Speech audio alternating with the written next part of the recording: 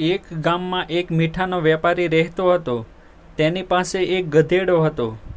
વેપારી દરરોજ તેના ગોડાઉનમાંથી તેની દુકાન સુધી મીઠું લઈ જવા માટે ગધેડાનો ઉપયોગ કરતો હતો. તે મીઠાને કોથળામાં ભરી અને ગધેડાની પીઠ પર નાખી અને તેની સાથે દુકાને જતો. વેપારીનો ગધેડો ખૂબ જ આળસુ સ્વભાવનો હતો.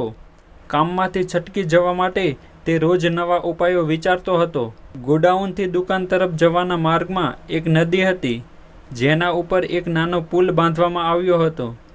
એક દિવસ નદી પરના પુલ પર ચાલતો હતો ત્યારે ગધેડાનો પગ અચાનક લપસી ગયો અને તે નદીમાં પડી ગયો. મીઠાની થેલી નદીના પાણીમાં ભીની થઈ ગઈ. વેપારીએ ગધેડાને પાણીમાંથી બહાર કાઢ્યો. ત્યાં સુધીમાં બોરીમાં રહેલું ઘણું મીઠું ઓગળી ગયું હતું. જ્યારે ગધેડો ચાલવા લાગ્યો ત્યારે તેને લાગ્યું કે બોરીનું વજન ઘણું ઓછું છે અને તે ખુશ થઈ ગયો.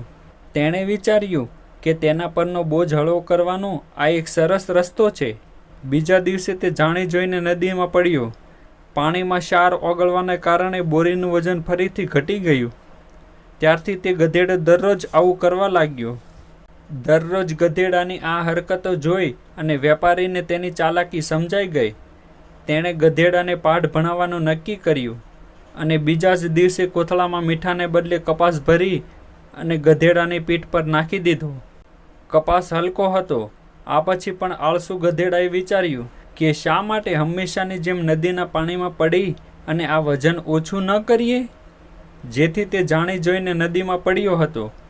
પરંતુ આ વખતે બોરીમાં મીઠું નહીં પણ કપાસ હતો. પાણીમાં પલળ્યા બાદ કપાસનું વજન અનેક ગણું વધી ગયું. જ્યારે ગધેડો ચાલવા ઊભો થયો ત્યારે આટલા ભારના કારણે તે બીમાર પડી ગયો. તે દિવસથી તેણે ક્યારેય આળસુ ન બનવાનું નક્કી કર્યું અને તે દરરોજ શાંતિથી નદીનો પુલ પાર કરી જતો હતો. જોયું ને મિત્રો, પહેલાં કે પછી આળસનું પરિણામ ખૂબ જ ખરાબ આવે છે. આપણે આળસ ક્યારેય કરવી ન જોઈએ.